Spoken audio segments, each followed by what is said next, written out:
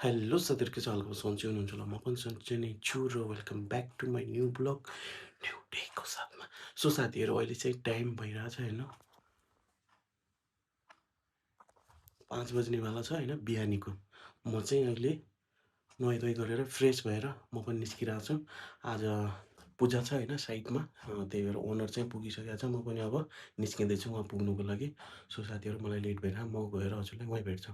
हेर्नु सबैजना सुतिरहन्।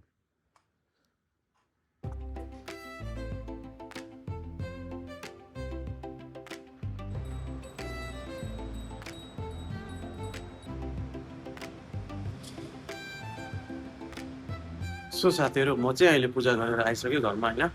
अहिले चाहिँ भयो टाइम भइरहेछ 7:30 बजिरहेछ। त्यही पनि अँध्यारो छ। बच्चाहरू त्यता सुतिरहेको।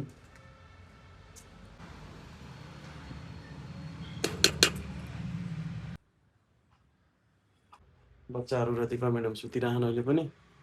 अब ब्ल्याक कालो चाय पिउन पर्यो साथीहरु। टाउको दुखिरहन्छ। हेलो साथीहरु, गुड मर्निङ। के छ हालको? सन्चै हुनुहुन्छ होला? म पनि सन्चै छु र फेरि नयाँ दिनमा हामीहरूलाई स्वागत छ।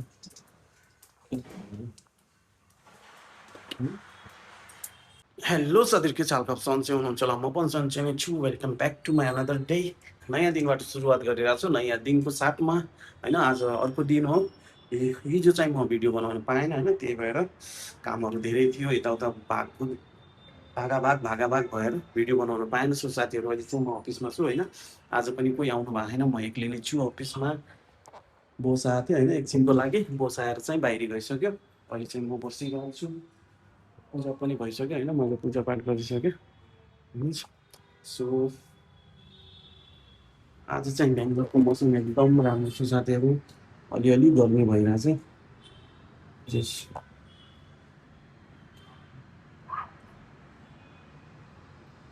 बालेन शाहले जित्या रहेछ हैन। Congratulation Balen sir. अब देश विकास गर्नुहोला। हामी जस्तो युवाहरू आफ्नो देश छोडेर अर्काको देशमा आएर काम गरेर खाँदैछौँ। हामी जस्तो यङ जेनेरेसनको केटाहरूलाई अब आफ्नै नेपालमा भित्राउने कोसिस गर्नुहोला। हामीहरूलाई सकेसम्मको कामहरू प्रोभाइड गरिदिनु होला बालेन दाइ हैन। यही नै हो। अब सकिन्छ भनेपछि अर्काको देशमा गएर हामीले काम गर्नु नपरोस्। हुन त जति पनि देश अमीर भए पनि काम त अब बाहिरी गएर नै गर्नुपर्छ हैन। महँगाइ धेरै बढ्छ अनि त्यो हिसाबको हामीले स्यालेरी पाउन सक्दैनौँ हैन। त्यही हिसाबले आफ्नो घर खर्च चलाउनको लागि हामीले त्यही पनि अझ बाहिरी जानै पर्ने हुन्छ। त्यही हिसाबले सकिन्छ भनेपछि बालेन सर अब नेपालमा केही ठुल्ठुलो कारखानाहरू कम्पनीहरू खोलिदिनु होला हैन। 5 वर्षभित्र धेरै कुराहरू इम्प्रुभमेन्ट गरिदिनु होला। हजुर पछि कुन सरकार आउँछ उनीहरूले के डामाडोल गर्ने भन्ने त्यो थाहा छैन हैन। हजुरको 5 सालको पिरियडमा नेपाललाई टप लेभलमा बनाइदिनु सकिन्छ भनेपछि विदेशमा गएका दाजुभाइ नेपाली दिदीबहिनीहरूलाई पनि नेपालमै केही न केही कामको व्यवस्था गरिदिनु पर्यो। अनि त्यही नै हो। पढाइमा सुधार गरिदिनु होला अनि बाटोघाटोमा सुधार गरिदिनु होला। धेरै चिजहरू छन्, त्यो अब आफै हेरेर गरिदिनु होला। सो साथीहरु, म चाहिँ अब एकछिन आफ्नो काम गर्छु है। जे होस्, धेरै खुसी लाग्यो हैन। अब म चाहिँ अहिले इन्डियामा भएको हुनाले अहिले कुनै पनि पार्टीमा आबद्ध छैन हैन। आगामी दिनमा म चाहिँ नेपाल आइहालेँ भनेपछि म पनि बालेन सरको पार्टीमा जान्छु। यो 100% पक्कै हो।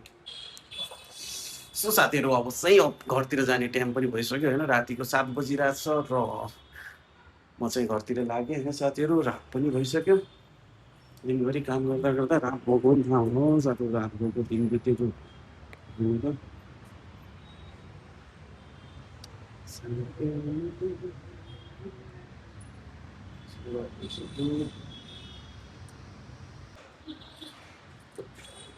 घर जाने त भनेको नि साथीहरु, तर के गर्नु, यता चाहिँ एकजना मान्छे बसिरहेको छ, उसले चाहिँ अहिले पनि काम गरिरहेको होइन। सो त्यही भएर अब एकैछिनमा यो पनि जान्छ होइन। अनि म पनि अफिस बन्द गरेर घरतिर जान्छु। साह्रै भोक लागिरहेछ चाहिँ साथीहरु। आज चाहिँ साह्रै भोक लागिरहेछ आज चाहिँ। किन भनेपछि आज मैले खाना चाहिँ छिटो नै खाएको थिएँ, त्यही भएर पनि हुनसक्छ। 12 बजीतिर मैले खाना खाऊँ होइन साथीहरु। अनि अहिले चाहिँ अब 7:15 भइरह, त्यही भएर पनि भोक लागिरहेको छ। साथीहरू अब गएर घर छिटो गम कि गम खाना खानुपर्ने हो। सायद आफैले बनाएर खानुपर्ने हो कि या बनाएछ दिपाले त्यो पनि थाहा छैन, हेरौँ घर गएर।